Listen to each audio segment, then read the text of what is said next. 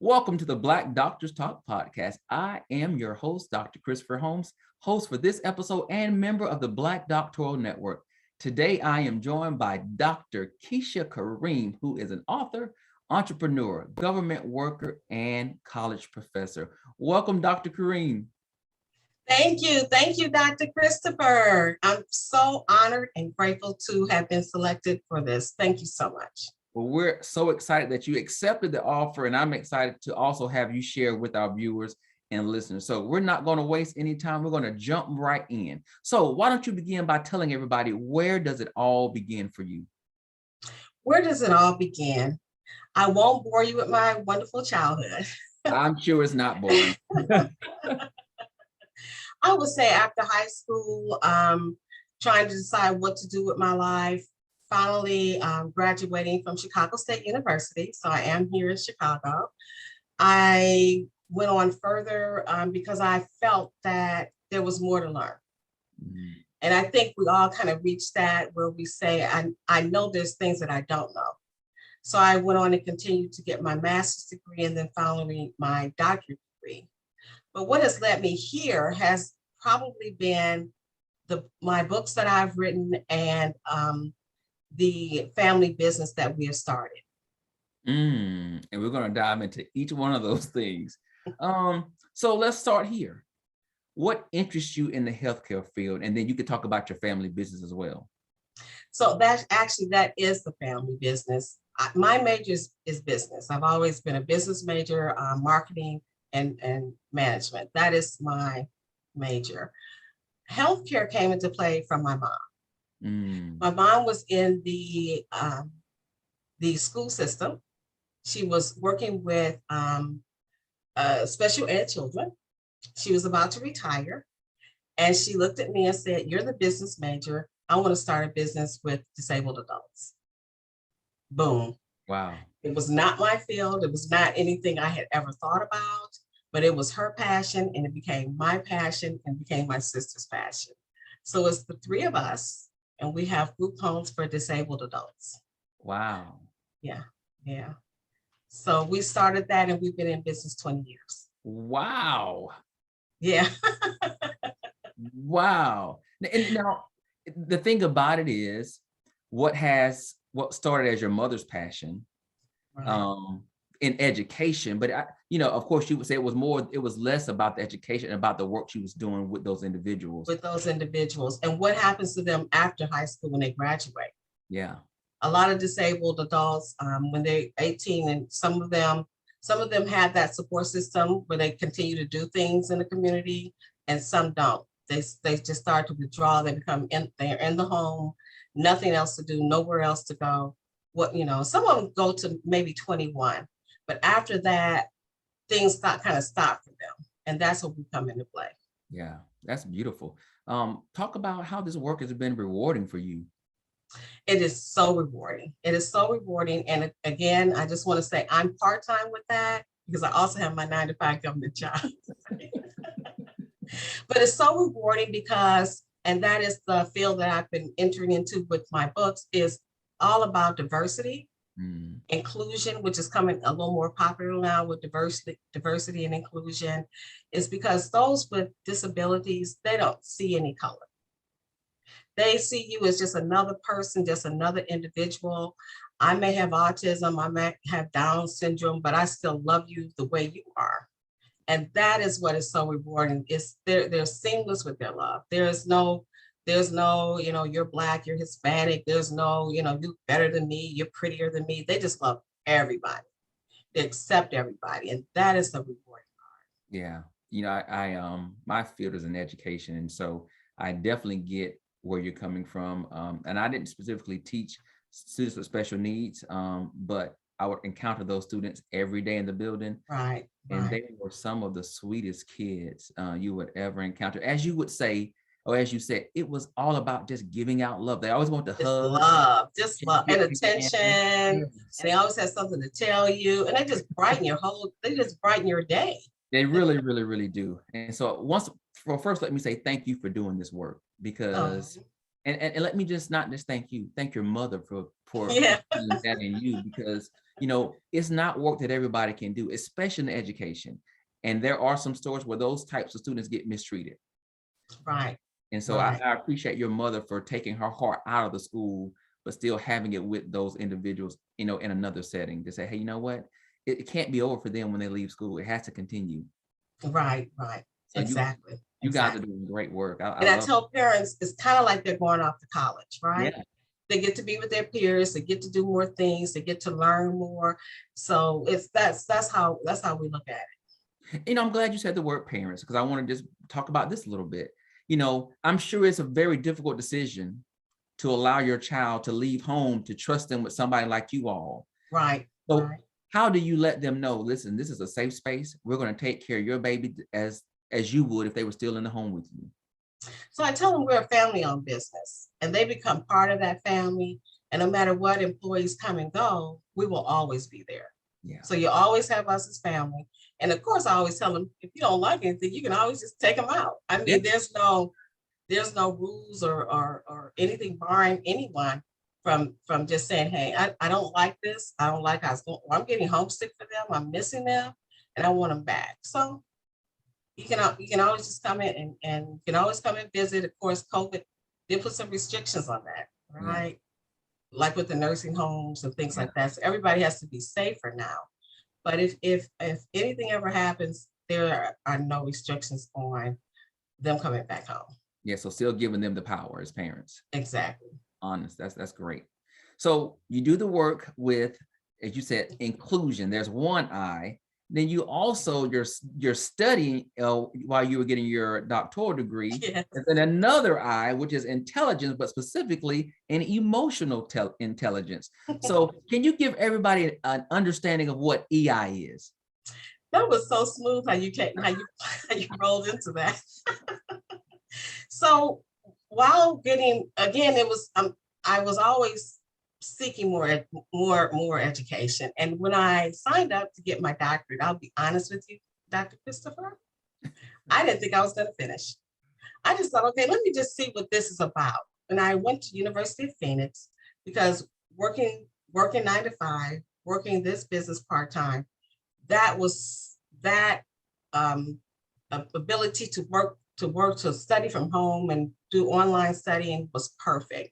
And as we see now, online it's getting more and more popular because that's what we, with this world coming to is more online learning. Yeah. So while I was going through the courses, I got more and more involved. I got more and more serious, and I heard about emotional intelligence. And you know how you hear something that just clicks? Wow, I said it was critical thinking and emotional intelligence, and that became the basis for my dissertation. Mm. So as you know, you have to do a dissertation on trying to solve a problem or something to do with your major, and mine was business. So mine was the relationship between emotional intelligence and stress among the direct care workers. Direct care workers are the people who work with the disabled, those who are intellectually disabled. Mm. So we did a study on that, and they took an emotional intelligence test and they took a survey test. And my results showed that the higher you are in EI, the lower your stress. Mm. The lower you are in EI, the higher your stress. So there is a relationship. The more emotionally intelligent you are, the less stress that you will have in your life. Mm. Wow. Now, Yeah. how can you increase your emotional intelligence? Oh, yes. Oh, yeah. And I guess what you're asking, some people want to know, is that something you can learn? Yeah. Right. So like leadership, are we born leaders or can we learn to become better leaders? And I think we can always learn once you become aware. So there are like 5 elements of EI, and I just wrote down so I know. So there's self-awareness, self-regulation, motivation, empathy, and social skills. But the more aware you are of your emotions, the higher your emotional intelligence will become. For example, and it's good not just it's for work and personal, correct? So I'm at work. I know one of my coworkers has lost a loved one. I'm not going to go over there and demand they give me something right away. Hey, so-and-so, give me this because I'm in a hurry, blah, blah, blah. Emotional intelligence is saying, you know what, I'm going to be self-aware. I know I need this. I know they're dealing with something. Let me be more calm in my approach. Let me have more empathy. Right. Those are the things that not only for workers, but for leaders. Leadership needs to have a little more EI. They're saying that's more important now than IQ. Yeah. So yeah, you can definitely learn. Once you become aware of your emotions, regulate those emotions, have more empathy, the better you'll become just as a person, and also you'll lower your stress. Yeah. And I think now, as we talked about what's going on with the pandemic, you've got people working from home.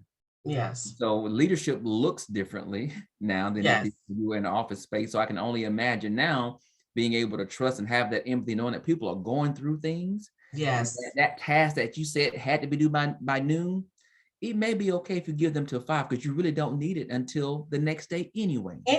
Right. So yeah. And they're dealing with something, and then if you force them while they're dealing with something, who knows what you'll get in return? You probably just get something just thrown together. You may get nothing at all. When those kids are at home, they're going to shut down. It's like, you know what? Forget it. I quit, and you get nothing from me. And I am giving a webinar at my employer for stress because of not just COVID, but also the holidays are coming up. A lot of people get stressed out with the holidays. Then we have, dealing with COVID, visiting your loved ones. It can be very overwhelming. Yeah, we always know that the holidays also bring about a lot of depression for people. A lot of depression. You can't have or get, and for the people you lost doing, I don't know, lose a lot of people during the holidays. I don't know why. It just feels like there's more people that we lose around Thanksgiving or between the period of Thanksgiving and the New Year. I don't know what that is about, but a lot of stress causes diseases and things too. A lot of it is, starts here. Yeah. So I know you talked about the books that you have written. So let's talk about the book. As an author, what have you produced out there, and what have you now shared with the world? So I won't call it a bucket list because I always feel if you say bucket list, then what happens when you finish? I don't want to kick the bucket, right? So it's always been something that I've had a passion for as well, and that was becoming an author. And it's always been, what should you write about? Emotional intelligence or this or that. And I have the pleasure of having 2 twin nieces. They're 5 years old. When I wrote the books, they were 4, and they are just so inspirational to me. And I, in my mind, I feel I want to leave something behind, a legacy. What if children learn EI at an early age? Yeah. They will know now what we know. And just think of the abilities they would have later on in life. So my books are, my first one was The Twins Say Always, Always Keep Your Promises. Oh. And it's about values. It's about diversity. There are little children here who are disabled. It's about not laughing at them, not talking about them.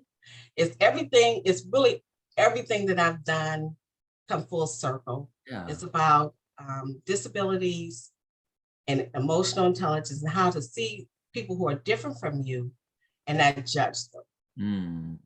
So always keep your promises. It's about keeping your word is your bond, doing what you say you're going to do. If you tell your mom, and in here in the back, it's something about the promise I will keep with my, so the child is asked to write down what promise they will keep. Oh, I love that. And then there's a list of values. And so they can say, you know what, Mom, I will always brush my teeth at night. Any little thing for like you say, you have a 2-year-old, I definitely want to give you one of these. And I think it's nice to show a family unit. It's also about our heritage. Yes. So this was my first one, and I was becoming inspired as well. And then what I've learned, Christopher, is it's always important to love yourself. Yes. And so that's my second one, and it's The Twins Say Always, Always Love Yourself. Always, always love yourself. And it's a replica of them. I love that. That's beautiful.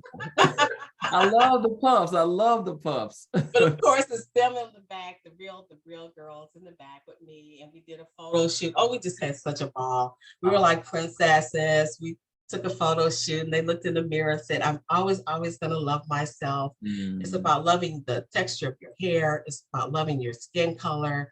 It's about loving everyone who are different from you. It is also about diversity, inclusion. It's also about disabilities.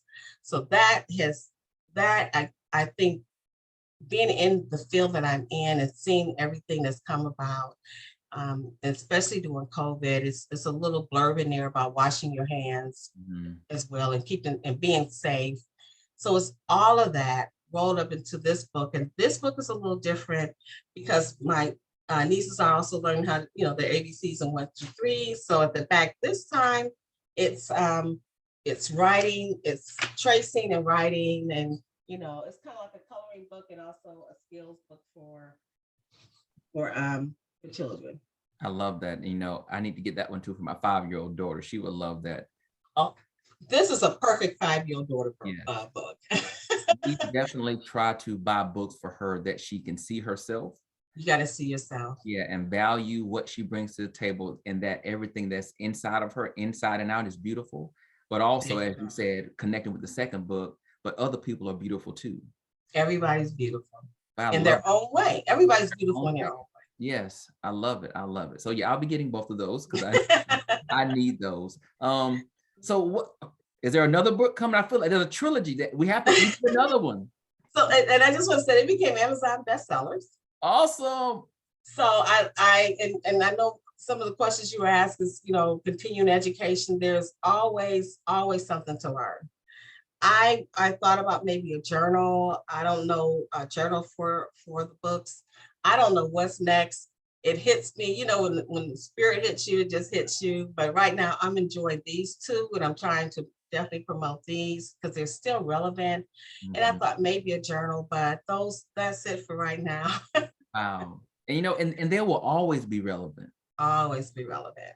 I mean, I don't think you teach children enough about diversity and inclusion and just this idea of love. Love is just enough. If we all just loved each other, right? That's it. Right. That's right. It. So, and I like that you wrote the second one, because if you love yourself, you can't hate anybody else. Love yourself. And then you don't have that desire to criticize and to condemn, because you're just dealing with how much you and being grateful. Yep. Being grateful. Just those values, those great values of life. Very important. I love it. So tell me this. Who in your career or in your life has inspired you? I will always say it's been my parents. My dad is no longer with me, but in the beginning, he would always stress education. And my mom, most definitely, she's the creative one. She has always supported me, no matter what I do. 100% behind everything that I do. And like you had said early in the very first question, she was the inspiration for our business. And I don't think these books would have been possible without them. Yeah. And I love how you say always, always, twice, just like in the title of the book. Which means that wasn't something you made up. Like, that's what you really say. That's how I talk. Because I want to stress the importance of it, right? She's not shamelessly plugging the books. This is how she talks. She always says always, always. I really just noticed that. So let's say, I mean, because you do so many things, and so I do want to talk about you as a professor. Talk about that work and why that work is important to you. So education, I think that's really the basis for all of this. I've taught a few courses, probably about 2 or 3 years ago, and I'm going to go back to that. It's like things come in spurts. If there was a time when it was overwhelming, there's videos you have to take. And I do believe in reading every single essay. I don't feel right grading something and not reading it completely. So that is definitely something that I've done and want to go back to. So if anybody's out there, Online learning definitely is something I enjoy. And again, I think it's important to always see that diversity. And I'm so glad for Black Doctoral Network, because there were times when there were no one else like us to talk to. Yeah. Yeah. So it's great to have that support system. It's great to have the resource to be able to go to the trainings and go to the seminars, and definitely for something like this, because I've listened to the other podcasts and they're all inspiring there. And so anyone, if you're out there, don't just look at this one. They're all inspiring. You learn so much. So that is definitely something that is I wanted to say all along. There's definitely something that I'm going to keep continuing to do, because education is so, and you learn from doing a course. Yeah.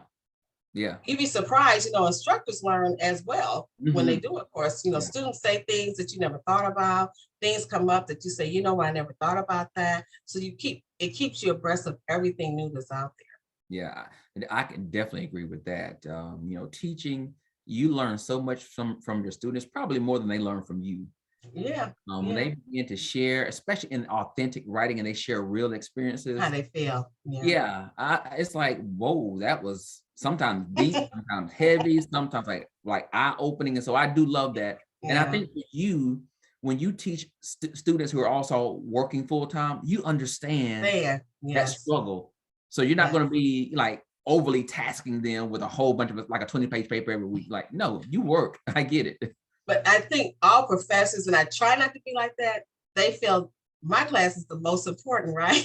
Right, right. Like you said, they have other classes, right? So, so it is. It's about having that EI. Yeah. Yeah. It's about having empathy. It's about knowing that every student is different. And something else I learned, Christopher, is that everybody's going through something. Yes. Yes. And you got to keep that in mind. You never know what's going on. They might have, like you said, have to put that baby down, right? They might have an aging parent they're taking care of. They may have someone sick in their family. They might have just had a car accident. Who knows? Yep. Everybody's going through something.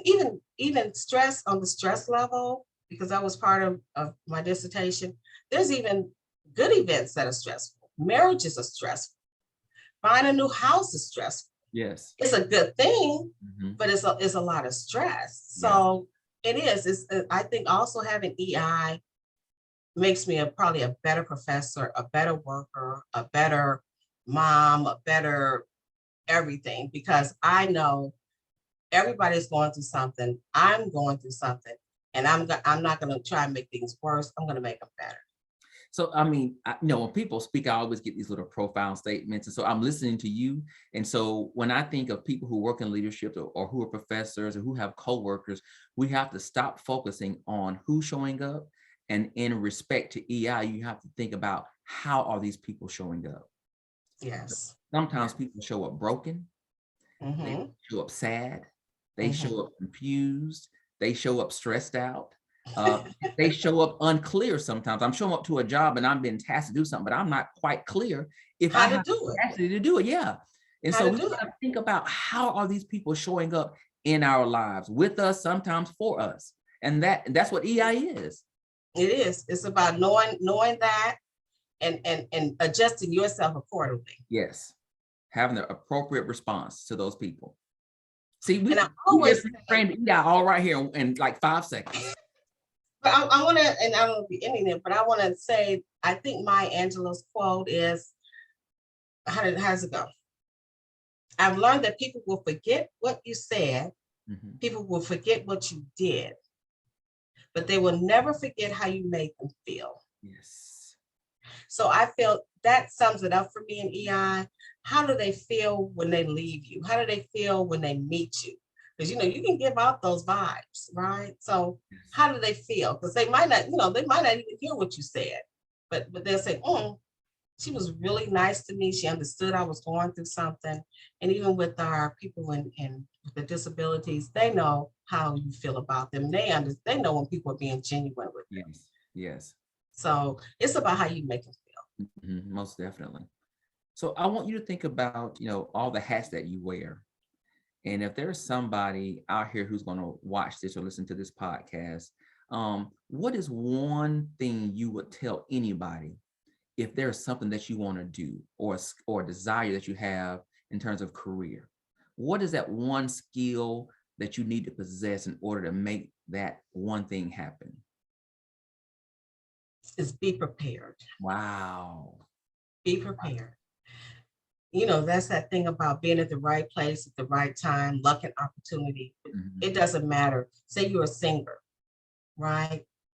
And you could meet the greatest record producer out there in the world, but if you're not prepared, it's not going to happen. Yeah. It's not going to happen. Like, before this interview, I said, let me go over all the things that I might want to say. Be prepared. Be prepared, because you never know when that opportunity will come. And last thing you want to say is, "God, I forgot to do this. I forgot to do that." Be prepared. Yeah. I love that. I love that. Because Tony Braxton got to discover at the gas station. So I pump gas every day now. I'm waiting on my opportunity to come up. And the producers meet me at the Exxon. I'll be there at 5 o'clock. Let me ask you this, and I know I'm not quite sure what you're going to say, but I may have a couple of ideas. But what would you say is your biggest accomplishment to date? I really would say my last bestseller.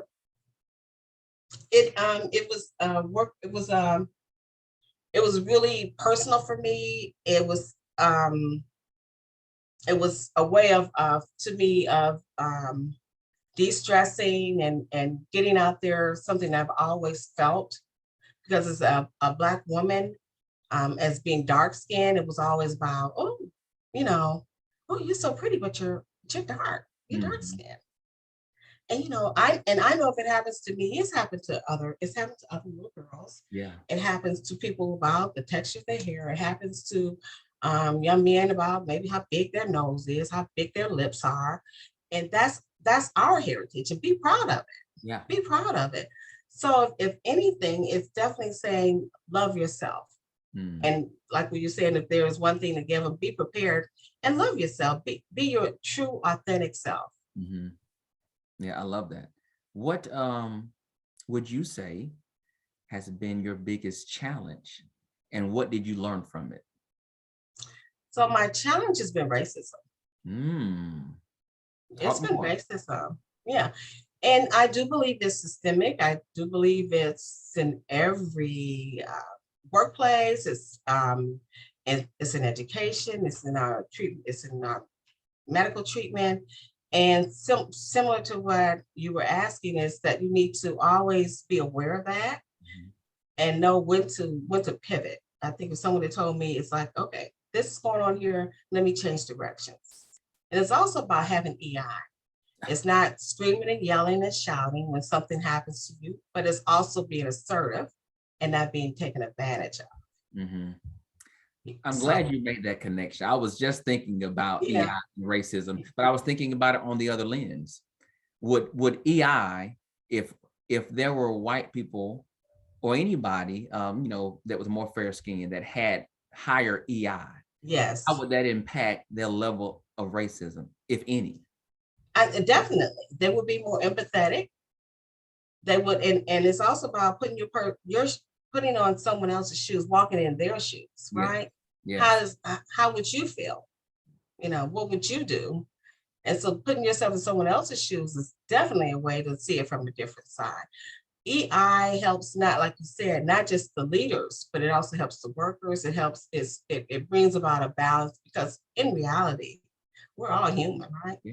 We all bleed the same. And there's, just because you have this title, it does not really entitle you to Well, anything, yeah. to treat me any differently. You're a man, I'm a woman. I shouldn't have, just if you're the interviewer, I'm the interviewee, but we're still equal. Yeah. We're still people, and Mhm. we need to be treated as such. So having EI definitely would make this world a better place. So maybe that's the next work. That's free. I'm giving that to you free. I mean, listen, everybody's woke right now. Yes. And I think if we did more work in EI as it Yeah. relates to race and the tension between race in the workplace, just in society, I think we could eliminate some of these Yeah. issues if people just, as you said, put themselves in other people's shoes. People's shoes. Free tip, not gonna charge you for it. We'll talk about it. I'll put you in the credit section. There you go. I'll take it. I'll take it. So, I mean, you've got so many options moving forward. Yes. So many options. You want to get back into being a professor. Yes. There's another book coming in the next 5 years. I'm claiming it. I'm speaking it for you. Okay. We're doing great work in this family business. Is there anything else out there that you want to do? No, the world is our oyster, right? Yeah. I think anything that we want to do, we can do it. It's all about manifesting that. You're correct. If you put it out there, if you say it, I believe it will come true. Right now, I'm pretty happy. I'm pretty happy. So I think I'm just gonna ride the wave for a little while and just surrender to whatever comes next. Well, the wave is pretty big, so I think you can ride it for a pretty good while. So let me ask you one last question. Sure. And that is, how has your affiliation with the Black Doctoral Network enhanced you, whether it be professionally or personally? I would say definitely professionally. For example, I was on this interview with Black Doctoral Network podcast, and I think I got an idea for a new book. I love it. Anytime you meet someone and talk with anyone, you are always inspired. Yeah. So, and even if it's someone and they say something negative, it always makes me say, okay, what's the lesson in this? And I've come to the realization that everything that happens is a lesson, it's a learning experience. Yeah. It's not a negative experience. Yeah. It's a learning experience.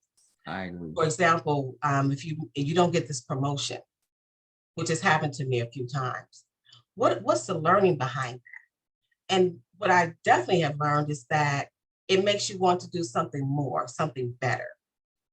I wouldn't have went for my doctorate had it not been losing a promotion. Oh, wow. It was, oh my gosh, what do I want to do? Hey, I think I'll become a doctor now. Mm-hmm. So it's always a learning experience, and being in this organization has definitely taught me that it's more of us out here doing bigger and better things, learning from all of our peers. So no matter what group you're in, if you're an electrician, plumber, learning from your peers will only increase what you already know. Yeah, I agree. And, just having people like you in the organization is what makes us a stronger unit. I enjoy doing this because I meet some very brilliant people out there doing extraordinary work. And you are one of those people. So Dr. Keesha Karriem, thank you so much for joining me today. And thank you. Yeah, it's been a pleasure.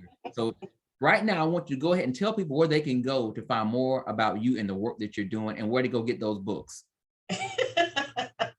I knew you was going to say that.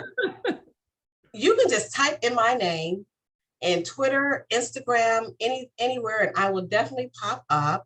Dr. Keesha at yahoo.com, dr.keesha.com, Dr. Keesha at yahoo.com, and you will find me anywhere you look. So listen, go find her LinkedIn, follow her, go get those books because she's spreading the good news, people, about how to love yourself and how to love other people. Remember, and they're on Amazon. Go to Amazon. and hard copy. There you go. So you go to a website, you'll find the title of the book, go to Amazon and go get what you need. It has truly been a pleasure. Thank you for joining me today. Don't forget to stay connected to the Black Doctoral Network on all of our social media channels. Thank you again, Dr. Karriem, and thank all of you for joining us today on the Black Doctors Talk podcast. We hope we will see you again next time. But for now, be sure to like, share, subscribe, and go tell your friends, your pastor, your teacher, your cousin, your mother, and your father, because everybody needs to know more about the Black Doctors Talk podcast. Until then, guys, be safe, be blessed.